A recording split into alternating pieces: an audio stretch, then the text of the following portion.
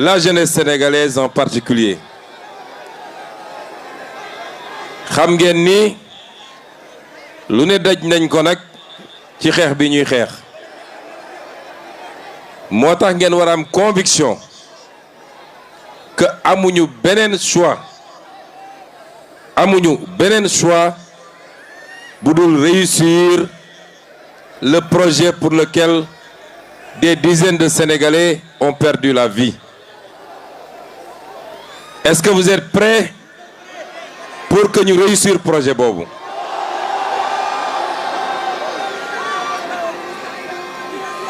fi ñu jaar yépp bi ñu commencé campagne bi ba léegi ce qu'on a vu c'est de l'espoir mais surtout c'est de la certitude que les populations expriment. Certitude que la ñu waxante woon ak ñoom ba tax ñu opposé wu 10 ans dans des conditions que vous connaissez que loolu dina am.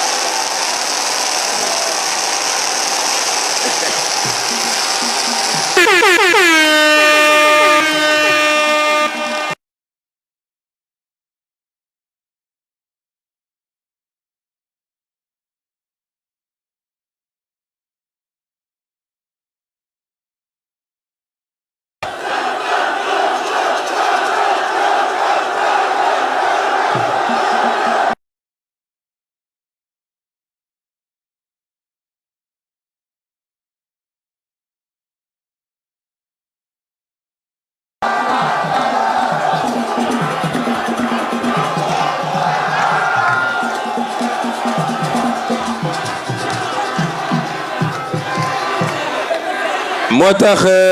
bu ma gisee loolu lépp à travers le Sénégal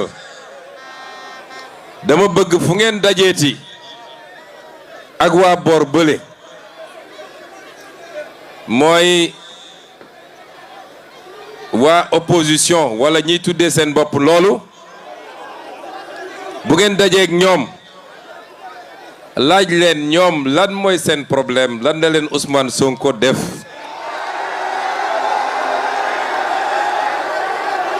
parce que nag ku gis lii te mu am ci Sénégal yépp xam naa ni de nit kuy yàq wala nit kuñ sénégalais yi wóoluwul mënoo ko am. kon ñoom lan mooy seen problème ndax ñenn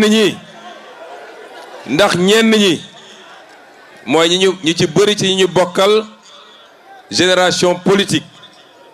su ma nee génération politique nag mooy ñu duggandool ci politique am na ci ñoo xam ne retraité nañu waaye ñoom ñoo démarré ndoo ndax dañoo jàpp ni lii ñu yàlla wërsëgale ñun ñoo leen ko xañ ñoom ba tax ñu jël ko def ko affaire personnelle fu ñu gis Ousmane Sonko wala ñu dégg Pastef seen xol yi di bax. ñeneen ñi tamit ndax dañoo jàpp ni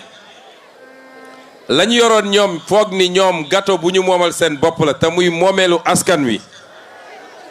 ñu jàkkaarloog ñoom ba jëlee ko seen loxo jàpp nañ ni ab teranga buñ leen xañ la ñoom yooyu yëpp ndax moo justifié lii ngeen gis tey te mu safaanoo lool ak li askan yu bëgg 6 mois yi jiitu ñoom ñëpp dañoo takkoon seen rajo nekk Ndakaaru di wax rek di désinformer di calomnier di wax yoo xam ne amu ci dara lu taxaw jàpp ni mën nañu nërmel askan wi waaye bi campagne bi commencé ba léegi am na ci ñoo xam ne bis bu ne ma gis seen vidéo ñu toog seen kaw oto waaye duñu wone lu leen wër de ñoom rek la ñuy wone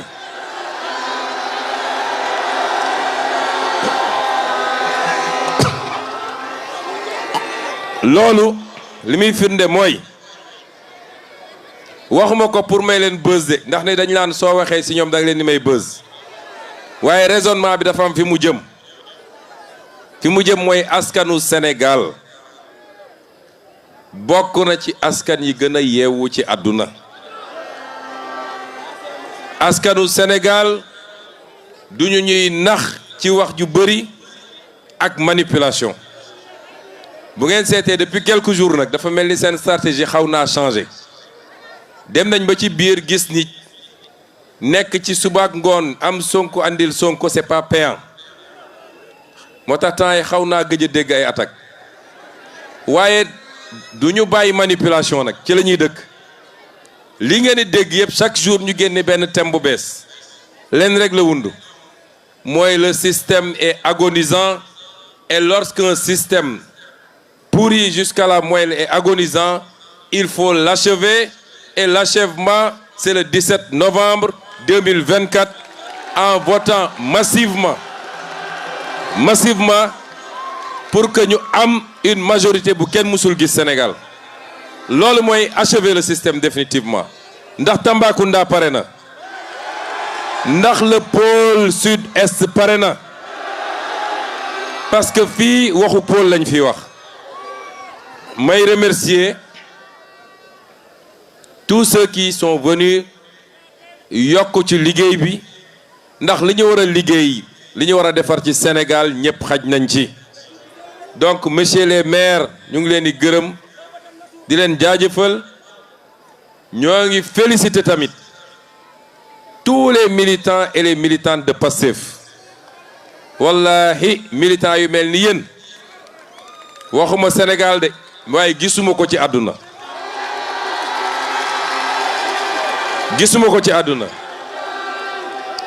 ma leen di jottali it nuyoo son excellence le président Bassirou Diomaye Faye ndax sànq bi may ñëw jóge Kédougou déggante nañu waaye fu mu toog bopp baa ngi métti ndax lii daanu ko raté te su sañoon fii la koy fekk mu bokk ak ñun lii waaye mi ngi leen di nuyu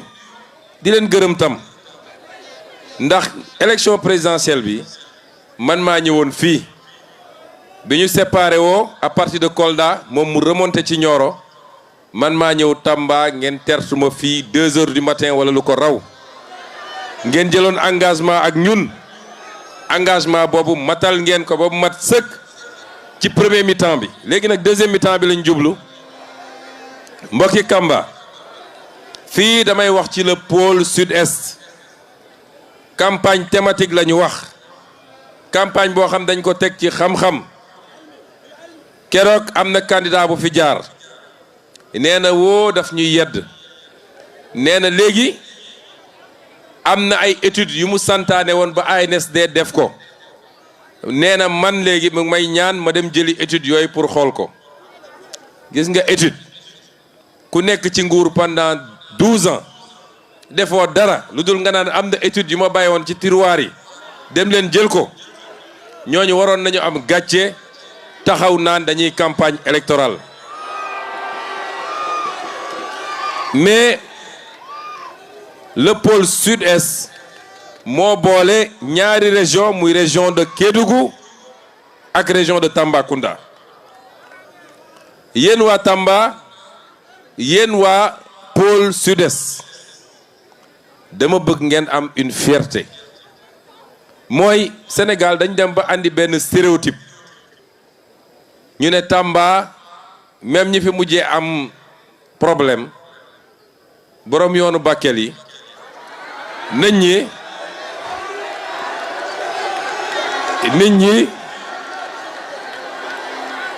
nit ñi dañ doon wax ah Tamba de tàng na. stéréotype bi ñu def mooy soo nee Sénégal oriental ñu ne la fu tàng la fu wow la dëkk ba dëgër na. dama bëgg ngeen am une fierté. Est-ce que vous savez que vous êtes le pôle le plus riche du Sénégal? Est-ce que xam ngeen ko? Le pôle le plus riche du Sénégal. keroog bi ñu présenté référentiel bi sooy jël classement Sénégal en termes de richesse par tête d'habitant. Le pôle sud-est, moi, le pôle le plus riche et le seul qui a un PIB par tête d'habitant de 1 million. Amul benen bu ko am. Et ci des yëpp ñi ngi diggante ay 400 000 500 000 600 000. Lan mooy problème bi donc? Le problème mooy cette richesse quelquefois n'est pas exploitée, mais souvent est exploitée au profit même pas du Sénégal mais d'intérêts étrangers. Lool nak lañ fiy jëlee définitivement. Les richesses de ce pays vont profiter d'abord aux fils et aux filles de ce pays. Lool mooy la première chose.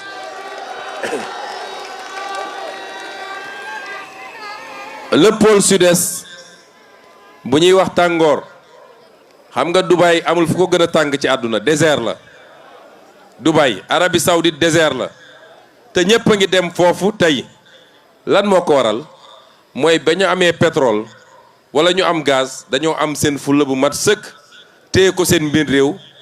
tabaxee ko réew mi fi nga xam ne yaa 40 ans ay tente la woon ci désert bi ak ay jëléem tey soo fa demee ay gratte-ciel nga fay fekk. Lan moo tax ñun suñu or bi nekk fii suñu fer bi nekk fii suñu marbre bi nekk fii lépp nekk ci pôle bi utiliser wuñ ko dans le même sens ba tey boo ñëwoon Tambacounda lu mel noonu nga fay fekk. C'est ça le vrai pari que nous devons relever ensemble. Est-ce que vous êtes prêts? Lan la ñu fas yéene def ci pôle bi. J'ai commencé par les industries extractives. Ndax am nañu or bu bari bu nekk fii ñu ngi koy exploiter depuis des années. Sénégal impôt sax amu ko ci impôt nga exonéré ci impôt nit ñi mën a exploiter génne ko brut conteneurs yi wala or bi ci avion yi lañ koy yeb directement ci piste yi mu dem yoonam kenn mënu la wax ñaata la ak fan la. Premier acte bi ñu posé mooy dañ leen ne woon dinañu renégocier. Institué nañu une commission boo xam ne commencé na liggéey bi te mun naa leen garantir une chose, il y a 27 contrats miniers qu'il va falloir auditer, qu'il va falloir relire ba pare delloo si ko dans de meilleures conditions ba mun a profiter à la région et au Sénégal. 27 contrats miniers parce que dañu bëgg fii li nga xam ne moo fi am ñu exploité ko fi wax naa ko léegi à Kédougou réew muy produire or te amoo comptoir de commercialisation de l'or. Même nos bijoutiers sénégalais bitim réew la ñuy dem uti or. Loolu mooy yàlla may la alal nga sàggane ko mu génn ba pare ngay wër di yelwaan. Donc amuñu comptoir de commercialisation de l'or, amuñu raffinerie or. Gis nga looy produire moo xam jën la moo xam des produits agricoles la wala des ressources naturelles la quand tant que tu produis et tu exportes brut xamal ni tu es perdant parce que produit balaa muy am sens nga yokk ci valeur loolu la ñuy wax nga transformer ko mu am valeur ajoutée mooy tax produit bi boo ko naroon jaayee 100 nga mën koo jaayee 1000 donc loolu c'est l'un de nos premiers combats. Deuxième bi mooy le fer. Fii Falémé am na fer ak feneen ak feneen dégg ngeen ñu y a 5 ans à peu près bi ñu jëlee fer bi jox ko benn entreprise bu tudd Tosyali kooku waroon ci am lu mat 10 000 milliards lépp ci kaw le dos des Sénégalais. Boobu j'étais opposant maa fi taxaw def conférence de presse fëgg ci table bi yooxu ba ñu dellu gannaaw su du woon loolu du ñu fekk fii fer bi. Donc ce fer qui aujourd'hui, fer boobu nga xam ne tey ça appartient quasiment à 100% au Sénégal moom la ñu bëgg a commencer exploitation. Il faut que le pôle sud-est devienne un hub sidérurgique ak métallurgique mooy li nga xam ne fer bi la ñu mun ko di traiter fii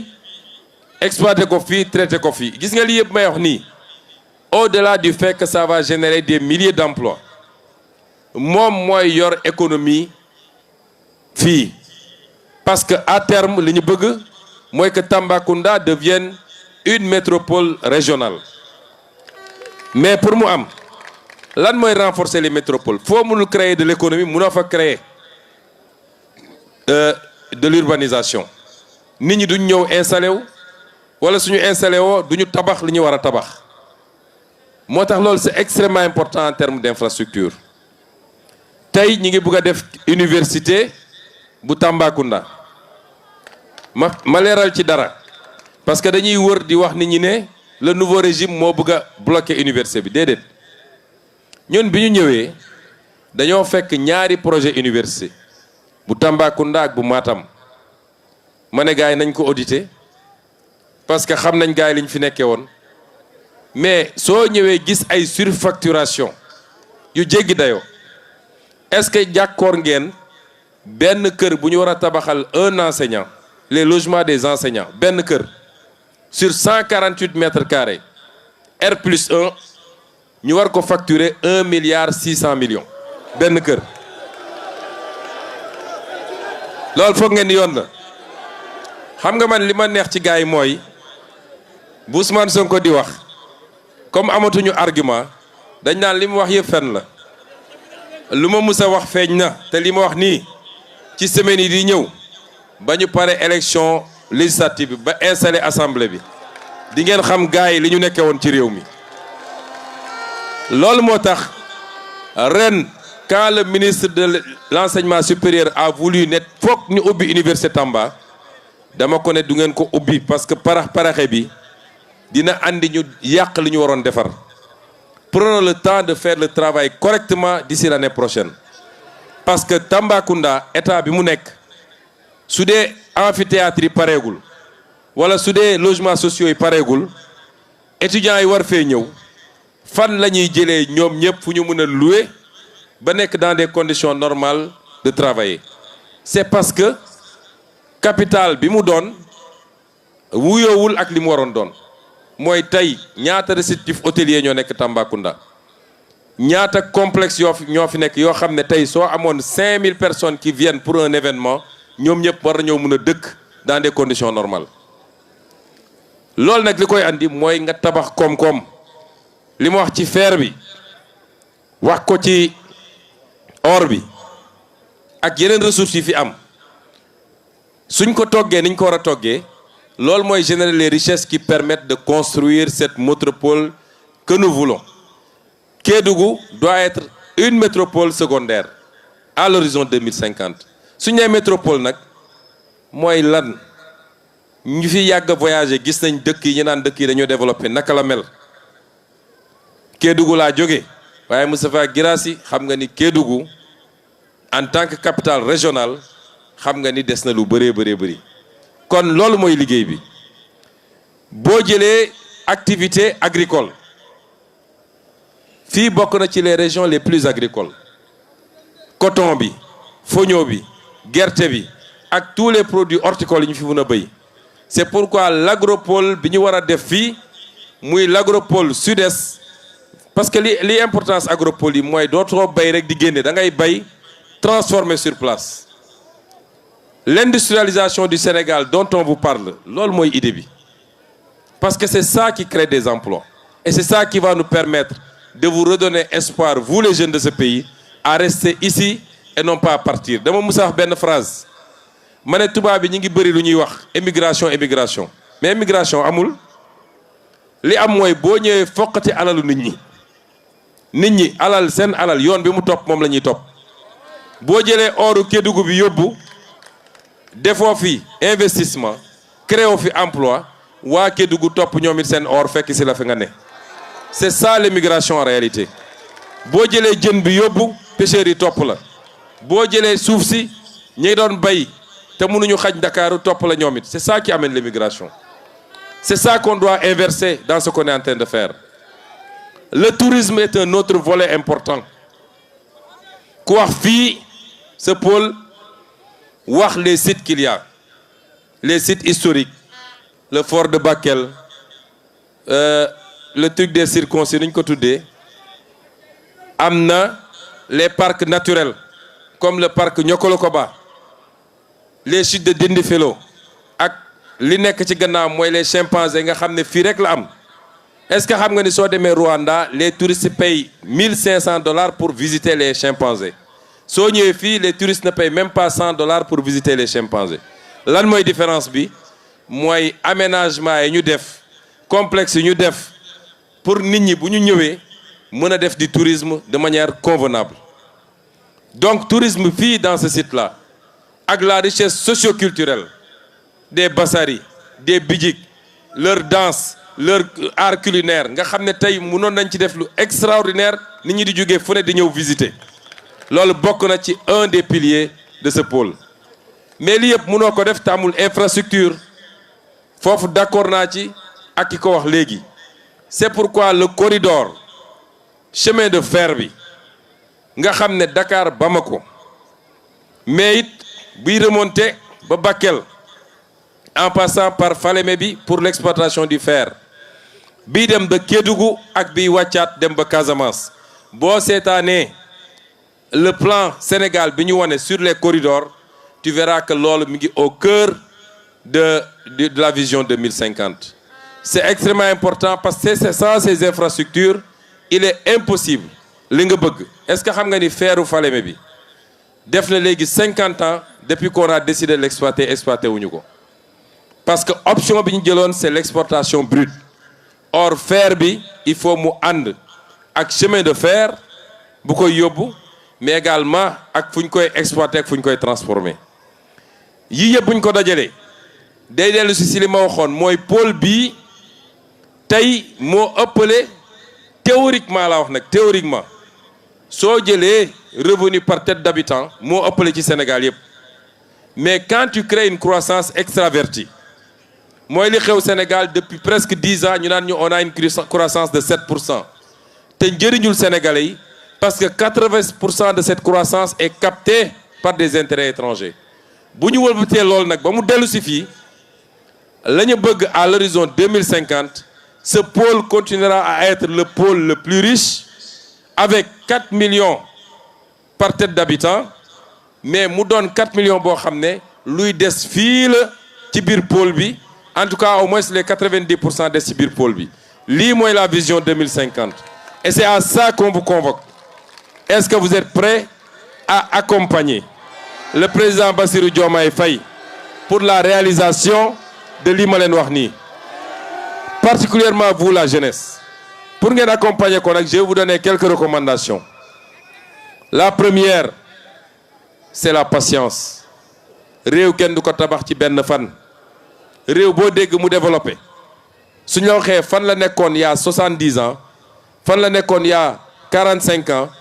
ça se fait étape par étape on est parmi les 25 pays les plus pauvres loolu c'est parce que ñi fi newoon liggéeyuñu il faut ñu génn d'abord de l'extrême pauvreté génn ci situation des pays les plus pauvres dem vers les pays à revenu intermédiaire doog a dem ci émergence doog a jublu ci développement étape yooyu yëpp nag lu ñu war a ànd liggéey la ce que je veux dire à la jeunesse ne soyez pas pressés bu leen xeeb benn liggéey quand on vous invitera à revenir à l'agriculture andi les moyens de faire l'agriculture moderne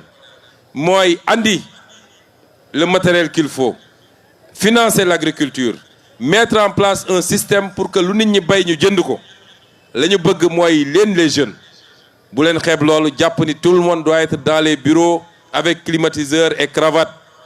la bureaucratie ne fait pas des milliardaires les milliardaires sont ceux qui sont dehors et qui travaillent dans les champs qui travaillent dans le commerce qui travaillent dans l'industrie nous voulons que vous ayez cette ambition-là est-ce que vous êtes prêts pour nous accompagner ci loolu le premier acte pour loolu man garantie ma leen mën a jox mooy ñun vous êtes yéen a ñu tànn teg ñu fii ñu teg nii sàcc xaalis dootul am ci réew mi détournement de deniers publics dootul am ci réew mi l'argent du pays dinañ ko delloo au peuple dinañu am gis-gis bu leer nañ ak ay programme bu leer nañ loolu mooy contrat bi ñu luye ce qu'on attend de vous c'est que vous nous accompagnez pas par pas chaque jour fu ñu leen woo na ngeen ñu uyu si ñi leen di gëmloo way yéen a leen woteloon yéen a ngi ni amagu leen liggéey quand tu as 65% de jeunes mënoo leen créer emploi en 6 mois ñoom ñëpp surtout soo ñëwee fekk ñu yàq réew mi endetté ko ba mu egg ci baat bi dafa am une phase de rectification une phase de redressement loolu la ñu bëgg ngeen ànd ak ñun est-ce que vous êtes prêts? Premier acte bi nag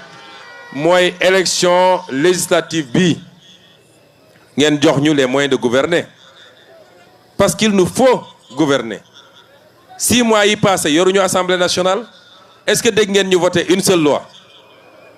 ñaari loi yi ñu yóbbu assemblée nationale dañ ko rejeter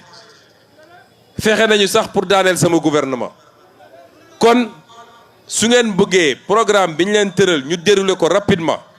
da ngeen ñuy jox une majorité confortable bu boobaa nag bu ma fi dellu siwaatee dans le cadre de la campagne mun ngeen ma xool les yeux dans les yeux ngeen ne ma laajoon nga ñu président de la république ñu jox la laajal nga ñu majorité assemblée nationale ñu jox la 155 députés waaye def nañu 4 ans gisuñu résultat gisuñu début résultat loolu mooy contrat social ak contrat moral bi ñu bëgg am seen diggante suñu digganteeg yéen kon dem leen jëli carte électeurs yi parce que ñu jëlagul seen carte ba léegi ensuite le jour du vote na ngeen teel a jóg parce que li ma gis nii bu ngeen toogee ba 18h yéen ñëpp ngeen sotteekoo ci bureau de vote yi du sotti est-ce que vous nous promettez qu'à 7h du matin les bureaux de vote seront remplis à bord ngeen voter massivement pour notre liste ñu am majorité bi ñu bëgg est-ce que vous le promettez? Kon Tambacounda, vous êtes l'avenir du Sénégal. Vous êtes le présent du Sénégal. Vous êtes le cœur du Sénégal. Soyez fiers d'être des citoyens du Sénégal, mais soyez fiers d'être des natifs du pôle sud-est. Bu leen kenn jëlee ci loolu. Et dans quelque temps, si on fait ce qu'on doit faire, gëm naa nit dina jóge fu ne